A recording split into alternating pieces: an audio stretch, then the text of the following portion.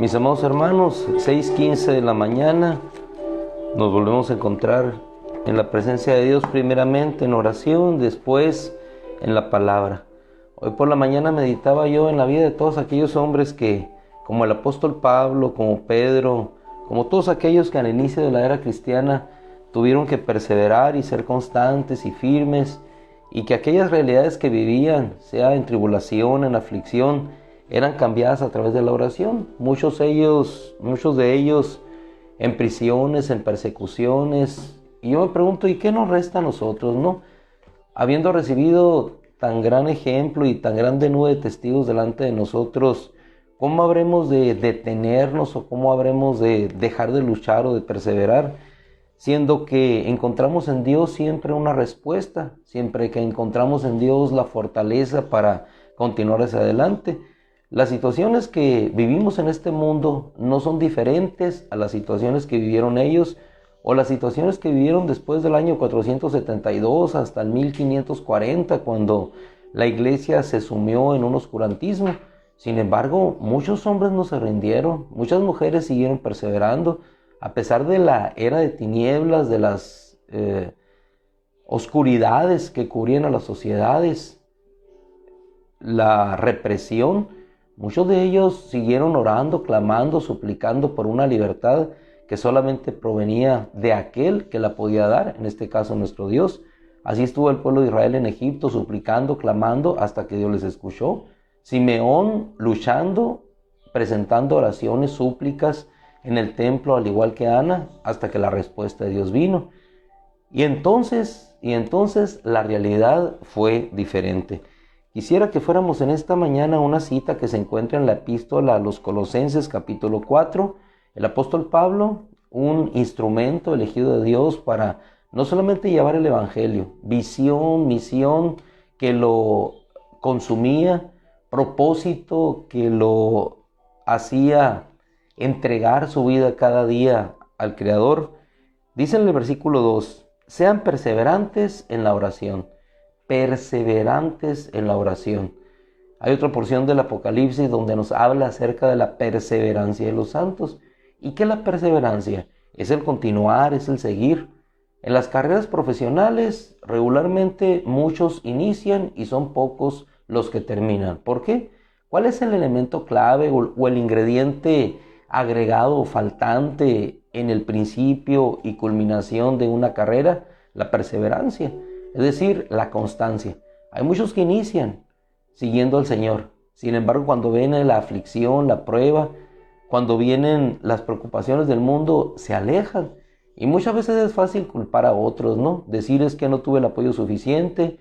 Muchos se escudan en la situación actual de su vida en que no tuvieron los padres que ellos hubieran querido para llegar a ser lo que ellos hubieran querido ser. En cierto sentido puede ser posible, pero en otro sentido es como demeritar lo que Dios ha hecho de tu persona. Tenemos, independientemente de que no tengamos alrededor, tenemos a un Dios que sigue estando delante de nosotros. Independientemente de que no haya agua en un desierto, Dios hará que en ese desierto nosotros podamos tener el acceso a las verdaderas aguas. Dios hará siempre todas las cosas posibles, así que no hay justificación para que ninguno de nosotros podamos seguir perseverantes en aquello que puede cambiar realidades, mutar realidades. Y eso lo conseguimos a través de la oración. La oración no solamente es el instrumento para acercarnos a Dios, que dicho sea de paso, por medio de la oración nosotros logramos el acercamiento y vamos haciendo de ese Dios un Dios más personal. La oración no es un instrumento religioso solamente enseñado por los ministros como una necesidad religiosa, sino es una necesidad espiritual a la cual y por medio de la cual recurrimos todos aquellos que necesitamos estar constantemente cerca de nuestro Dios. Sean perseverantes en la oración. Regularmente la oración es una de las devociones más estorbadas en la vida cristiana. Estorbadas, ¿por qué? Por las preocupaciones. Te levantas con toda la intención de orar en la mañana y surge una preocupación, un pensamiento, algo que tienes que hacer, algo que en ese momento ocupa la prioridad en la escala de los pendientes que tú tienes. Primero la oración, pero viene otra necesidad y suple a la prioridad primera, que es la oración, cuando deberíamos de perseverar y decir, no, me mantengo en ese propósito. La perseverancia precisamente es eso, no declinar, mantenerse en lo mismo. Ahora, dice el apóstol Pablo aquí, sean perseverantes en la oración, velando en ella con acción de gracias. Quiere decir que en la oración vamos a encontrar nosotros una respuesta a nuestra necesidad, a lo que pedimos, a lo que suplicamos. Las realidades van a ser cambiadas solamente por medio de un Dios que puede cambiar esa realidad imposible para nosotros. ¿Por qué es la importancia de la oración? No solamente porque nos acerca a Dios, sino porque a través de la oración se posibilita el cambio de realidades. Cuando nosotros nos trasladamos a aquella época del pueblo de Israel en el cual el templo, las murallas estaban destruidas, ellos nada podían hacer. Solamente tenían dos opciones. Número uno, la aceptación. Número dos, el lamentarse porque la situación del pueblo estaba de esa manera. Es cierto, la realidad ahí estaba. Pero hubo un hombre, Nehemías, que al ver y al enterarse de la situación en extremo oprobio en la cual se encontraban todos sus hermanos, ¿qué es lo que dijo? No dijo, vamos a levantarnos en armas o vamos a hacer, hermanos, esto, vamos a ir para aquel lugar. No, lo primero que él hizo es buscar a Dios en arrepentimiento, un reconocimiento de que aquella situación provenía por el alejamiento de Dios, porque Dios siempre se había manifestado a ellos, pero ellos se alejaron de Dios. Entonces sobrevino aquel trato disciplinario para volverlos y regresarlos nuevamente a Él. Primero volvieron los corazones y después volvieron ellos a aquella casa. Es igual que el hijo pródigo. Se alejan de la casa, pero primero vuelve el corazón a Dios, vuelve el corazón al arrepentimiento y después llegamos a la casa de la abundancia. Regularmente nosotros siempre queremos invertir los papeles, llegar a la casa de la abundancia no arrepentidos, pero en la abundancia, con un corazón no arrepentido, lo único que vemos es a un pueblo de Israel en el libro de los jueces, alejándose de Dios, disfrutando de la abundancia. Y así se encuentran muchas naciones y muchos pueblos y muchos cristianos y muchas congregaciones hoy, queriendo disfrutar solamente de la abundancia del Dios de los cielos, con sus corazones puestos fuera del corazón de los cielos. Este pueblo, decía el Señor, de labios me honra, pero su corazón está alejado de mí. Pero un corazón, volviendo al punto fundamental de lo que nos ocupa en esta mañana, volviendo al punto fundamental, un corazón cercano a Dios se orilla hacia la oración, así como lo hizo Nehemías. Suplicó, oró, ayunó, oró, dice, al Dios del cielo, capítulo 1 de Nehemías. ¿Y qué encontramos? Que de Dios vino la respuesta. Posibilitó el cambio de una realidad, de tal manera que él puede llegar, y eso no eximió el trabajo, no eximió el esfuerzo de llegar, conjuntar a sus hermanos, hacerles ver la situación, la realidad en la cual ellos se encontraban, pero también les expuso cómo Dios había abierto puertas por medio del rey para llegar y ellos ahora empezar a trabajar. La oración fue la puerta de entrada para poder ver las respuestas de Dios. Y veamos lo que dice el apóstol Pablo aquí. Sean perseverantes en la oración, velando en ella con acción de gracias. Agradecieron a Dios la respuesta. Versículo 3. Y también oren por nosotros, dice. Oren por nosotros. ¿Cuál era el motivo del apóstol Pablo? ¿Cuál era su petición de oración? La oración hecha por él era muy diferente a la oración hecha por Nehemías. Era muy diferente a la oración hecha por el pueblo de Israel cuando se encontraba en la esclavitud y bajo el yugo de Faraón. Ellos oraron, clamaron para que Dios los librara. Libro de los jueces, igualmente ellos clamaron para que Dios les librara. Tiempo de Nehemías, ellos oraron para que las murallas y el templo de Jerusalén fueran reconstruidos. En todos esos casos, Dios respondió y cambió una realidad. David oró para construir un templo y el templo fue una realidad. Quizá no en su tiempo, pero esa oración fue respondida a futuro. ¿Cuántas oraciones nosotros no habremos de ver consumadas en la realidad y que nuestros ojos las puedan ver, pero otros lo verán? Por eso, mis amados hermanos, la oración nunca deja de tener una respuesta en nuestro Dios. Pero específicamente el apóstol Pablo ora por su necesidad particular. ¿Y cuál era su necesidad? Él oraba no buscando para sí mismo, buscaba para los demás. Muchas veces pedimos, dice el apóstol Santiago, nuestro hermano que dejó esa epístola, inspirada por el Espíritu Santo, es un legado hoy en la palabra de Dios, porque es útil para transformar nuestras vidas. Piden y no reciben. Piden porque pedimos para nosotros, para nuestros placeres. En el caso, yendo al texto que nos ocupa, dice la Escritura: oren por nosotros, ¿para qué? Para que Dios nos abra puerta para la palabra. Siempre la oración abrirá puertas. Siempre la oración abrirá una puerta de fortaleza para nuestros cuerpos, de sanidad y restauración, una puerta para salvación a los demás. Siempre por medio de la oración las puertas se abrirán para que nosotros podamos tener la justificación de parte de nuestro Dios. ¿Y qué significa justificación? Ser presentados delante de Dios en plena justicia por la obra de gracia que Él hace a nuestra vida. Oren, dice el apóstol Pablo, para que no sea Dios abra la puerta para la palabra, para dar a conocer el misterio del Cristo, por cuya causa he sido puesto en prisión. ¿Te fijas? No estaba orando él para que las puertas de la prisión fueran abiertas. Aún en la prisión él oraba, pero para que las puertas del evangelio no fueran cerradas.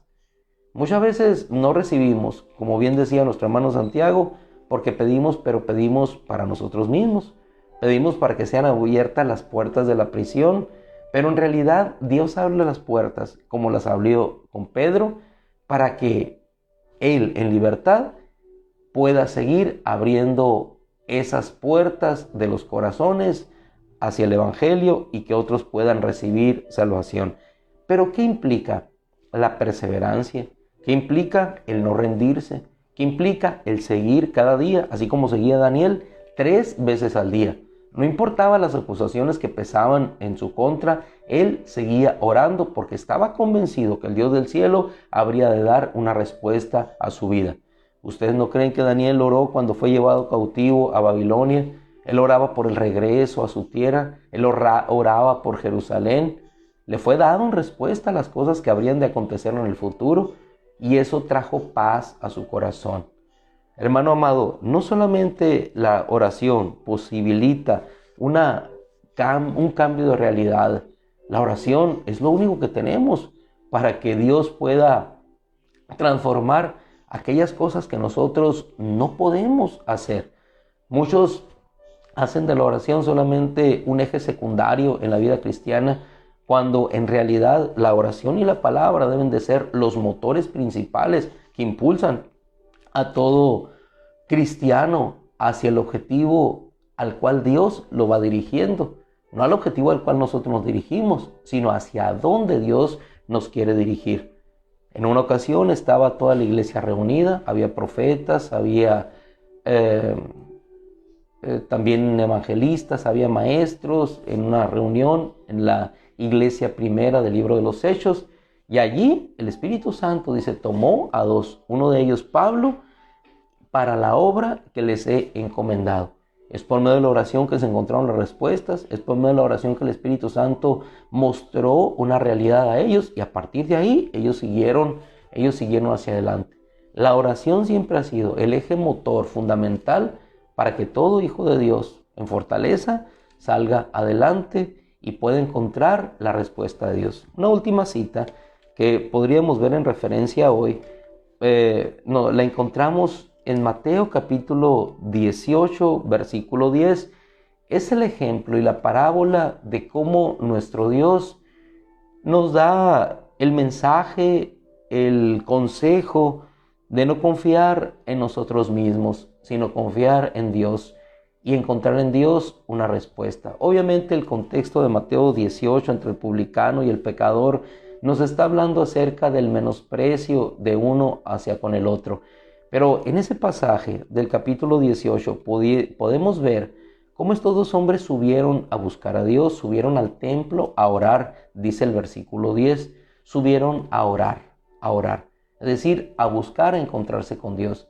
Ambos mencionaban la misma frase de inicio, Dios, Dios.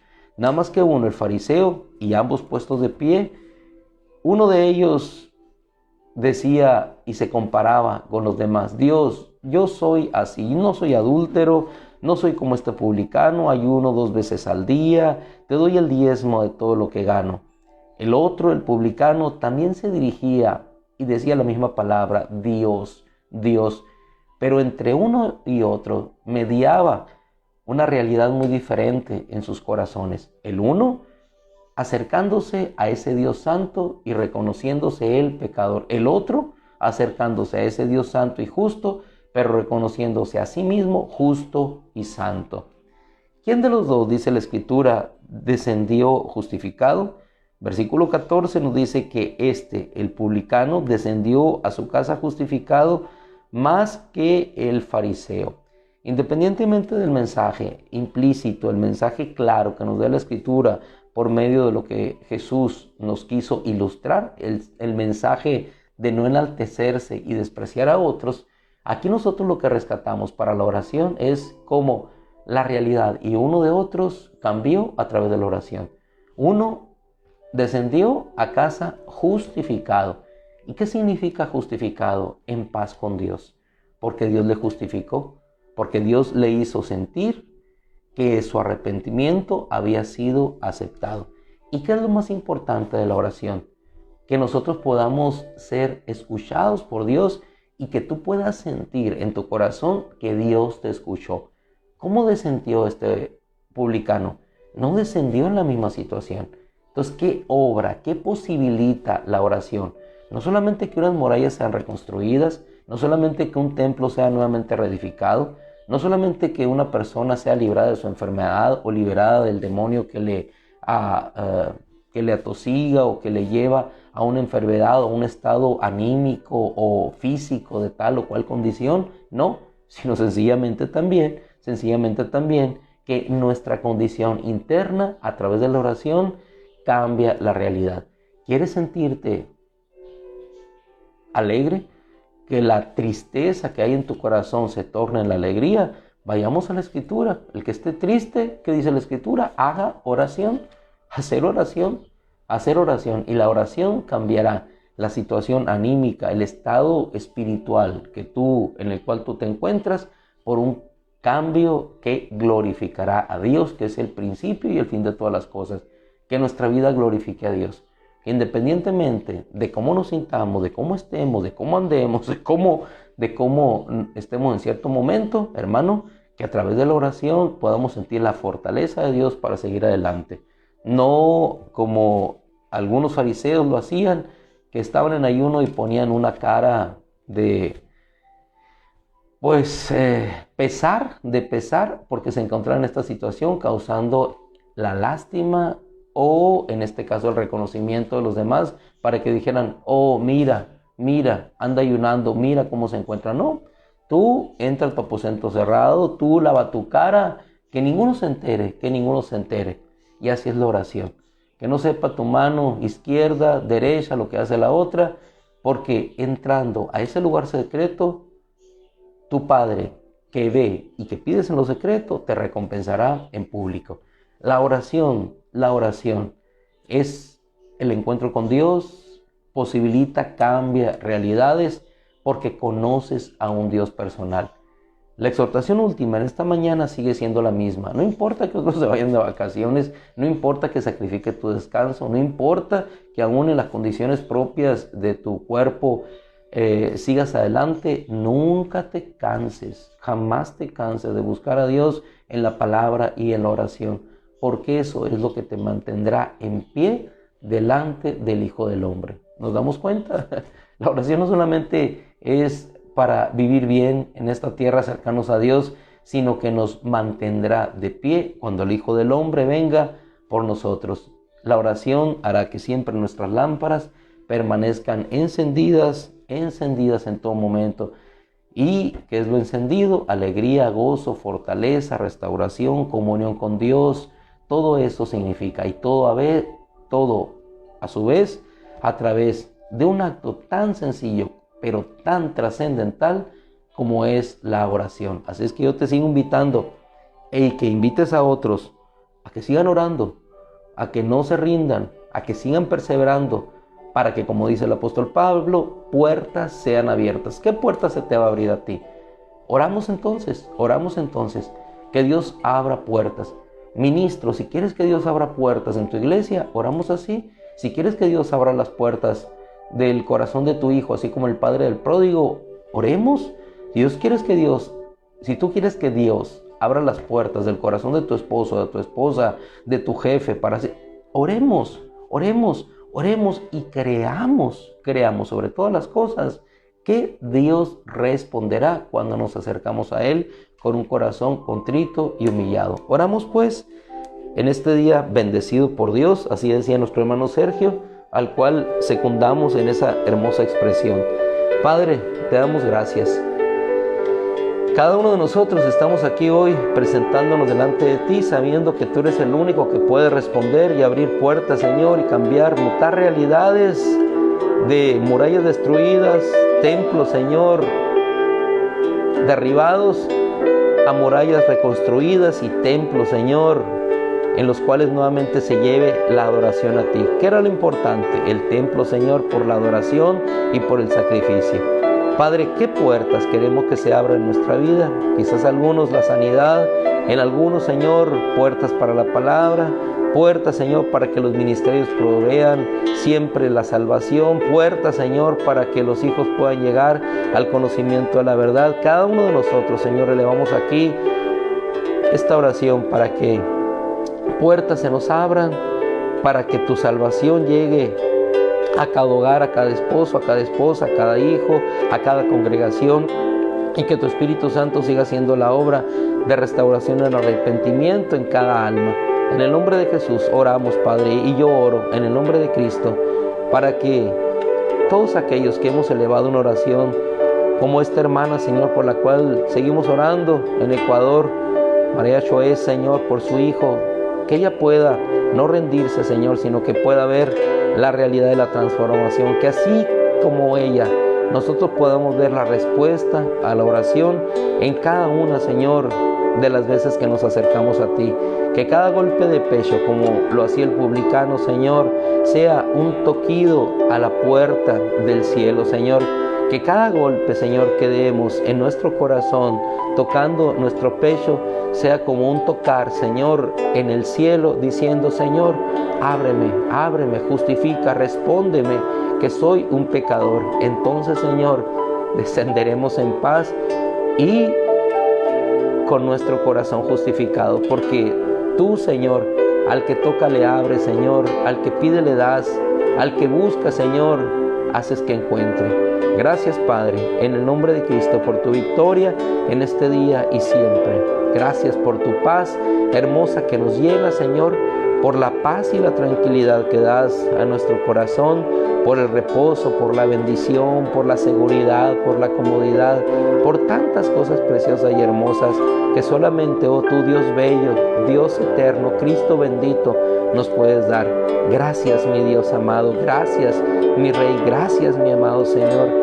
Gracias por tu bendición y gracias por la oportunidad de podernos acercar a ti en plena certidumbre de fe y en confianza. Gracias, Padre, por tu victoria. Amén. Gloria a Dios.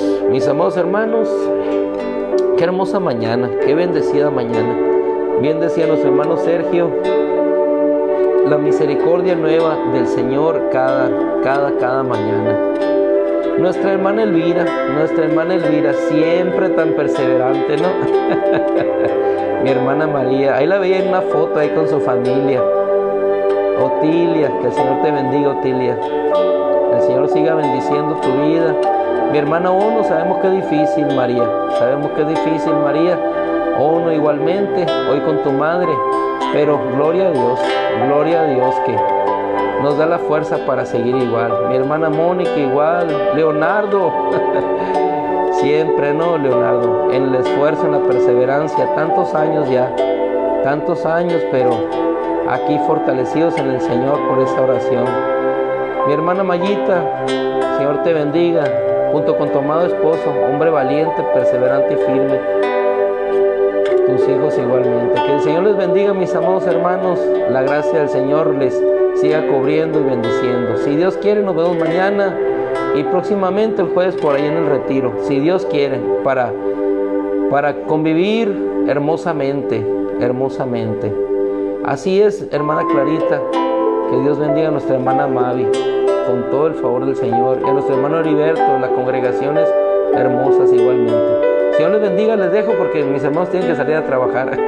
Yo, gracias a Dios, ya de vacaciones un tiempo, pero igualmente. El Señor les bendiga, les amamos mucho, cuídense mucho, que la gracia del Señor les siga llenando y fortaleciendo en todo momento. Amén, amén.